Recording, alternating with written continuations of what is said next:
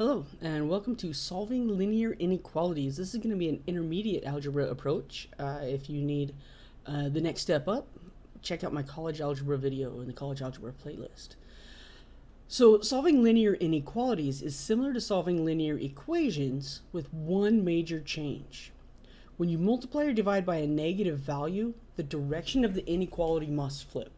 That's it. That's it. That's all that's new. Why is that?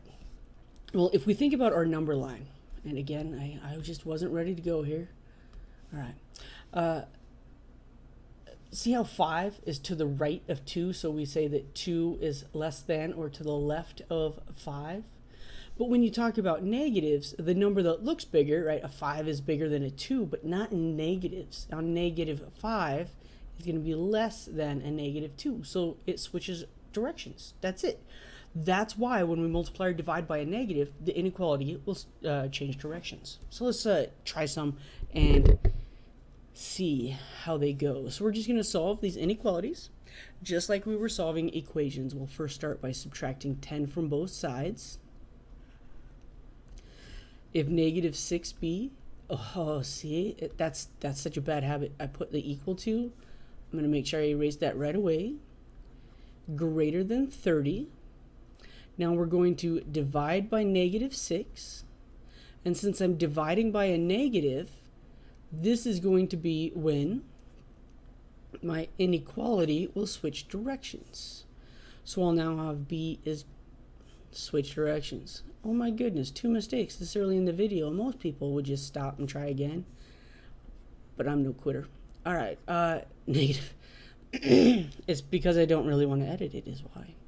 Negative 6b divided by negative 6 gives us b. The greater than switches to a less than. 30 divided by negative 6 is negative 5. Now remember, the only reason that this inequality sign changed direction is because we divided by a negative in our last step. If we divide or multiply by a negative, the inequality switches direction. The fact that the answer was a negative has nothing to do with it. The fact that the 6 was a negative, what we divided by, was the important part.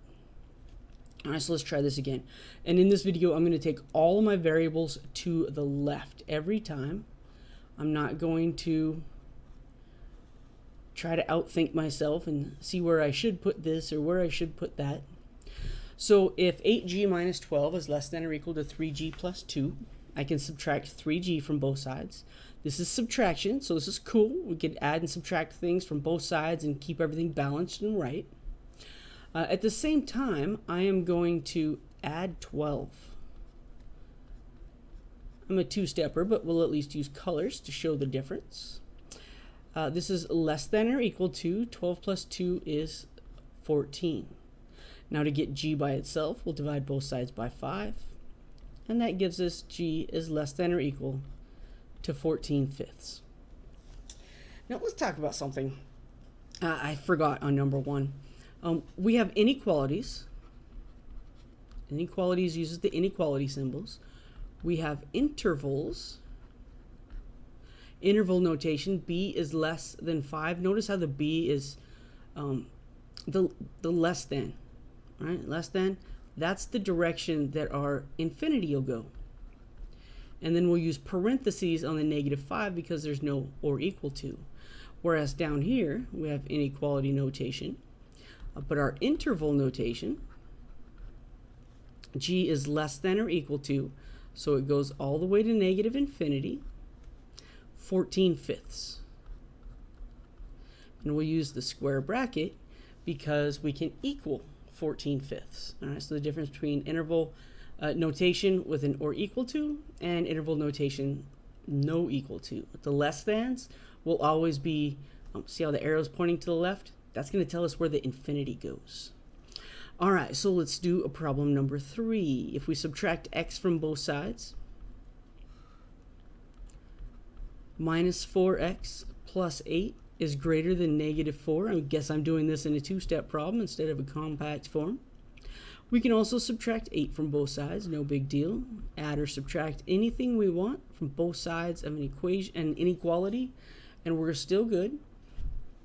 But now when I divide by this negative 4, write it correctly here. Get that little mess out of there. Because I divided by a negative, my direction of the inequality changes. All right, because this is a negative, the direction of my inequality is going to change. All right, so we have x is now less than 3. If x is less than 3, it goes to the left forever, up to 3, parentheses, I call those round brackets, because we cannot equal 3.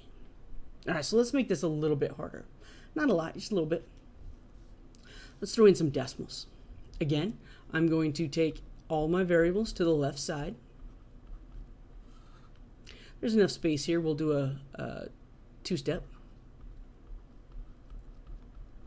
As we do 1.25x and we subtract 2x, in my head I'm thinking I have $1.25, but I owe $2. That tells me I'm 75 cents short, for those of you watching in America. Subtract 2x from both sides, -5. Wow. I don't know, I lost track of where I was there for a minute. We could add 2 to both sides. -0.75x is greater than or equal to -3. And I see what my problem is. All of my examples are going to end up being less thans, and that's frustrating. I apologize for that. -0.75, divide on both sides. But because of this negative, because the denominator has a negative, we don't care about the -3. We don't care about the answer. We only care that we're dividing by a negative, so we switch the direction of the inequality. -3. -3, and I'm going to divide that by a -0.75. That's 4. Once I really thought about it, we knew that was a 4. So if x is less than or equal to 4 in interval notation,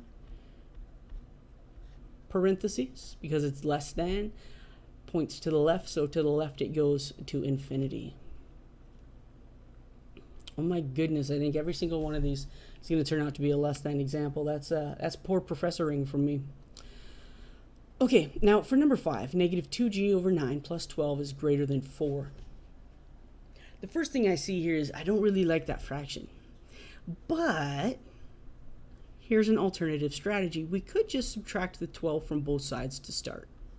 Because we can add or subtract from both sides of an equation or inequality, and it's all good. So from here, maybe instead of dividing by -2/9, maybe I'll multiply by the reciprocal. Right? We don't always have to divide. We can multiply both sides of the equation by a -9/2. On the left, 9s and 2's cancel. The two negatives together will give me a positive g. Because I multiplied by a negative, I'm not going to use green anymore. Of course, that's going to turn to a less than. And negative times a negative is positive. 72 over 2. Remember, when we multiply fractions, we multiply straight across. But 72 divided by 2 will leave us with g is less than 36. We always want to simplify the fractions. If g is less than 36, my interval would be -infinity to 36 with parentheses. All right, this actually turns out to be my last example. It's the same thing over and over again. I'm hoping this all works out and I'll finally have, nope, it's a less than. This is horrible. Bad examples. 2/3 times p and 2/3 times 4. We're going to use the distributive property to start here. So 2/3 p plus 2/3 times 4. Remember, that's 4 over 1. Will be less than, and we'll distribute here as well, -5/7 times 2p minus -5/7 times 12. So I took care of that minus sign with the 12 out here. Okay, so we have 2/3 p plus 8/3, remember multiply straight across, is less than negative 10p over 7 minus a negative, so this will be plus 60/7. As I look at this, I'm thinking to myself, I don't want to deal with fractions. So my least common denominator has to have a 3 because of our denominators on the left. It has to have a 7 because of our denominators on the right. So our least common denominator is 21. So I'm going to multiply 21 by each one of these. 21 times 2/3 p plus 21 times 8/3 is less than 21. And notice I'm multiplying by a positive here, so my less than stays the same. 21 times negative 10p over 7 plus 21 times 60 over 7. All right, 60 over 7. Now what happens when we do this?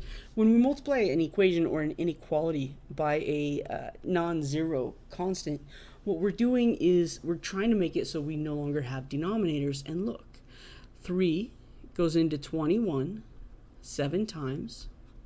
I now have 7 times 2p. 3 goes into 21 7 times, so I'll have 7 times 8. Now 7 goes into 21 3 times, so I'll have 3 times a negative 10p plus 7 goes into 21 3 times, that's 180. All right, 7 times 2p is 14p plus 56 is less than negative 30p plus 180. Let's take our variable terms to the left. So I will add 30p to both sides.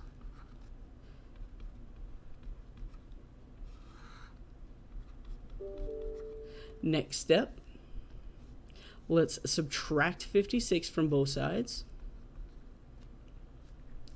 And we end up with, you see, 180 minus 56. From 56, if we go up 4, we get to 60. Another 20, so that must be 124. 124 is 180 minus 56. Yes, I will agree with that. I'm running out of space here, so let's bring this up to a second column. I'm going to rewrite the exact same thing that I had down there. 44p is less than 124. If I divide both sides by 44, p will be less than 124 divided by 44. Ooh, I don't like that decimal. And I don't like that decimal because it repeats. It goes on forever. So how do we know how we should round it? Never round it if it's not stated in a problem. But 4 goes into both of these values, and so we could reduce the fraction to 31/11. Capital P is less than 31/11, and again, it's another less than. So we know exactly how that will look in interval notation. That's it for linear inequalities. Don't make it more complicated than it is. The only time that it matters is the only time it's different from regular equations instead of inequalities is when you're multiplying or dividing by a negative as your last step. All right. Thanks for listening.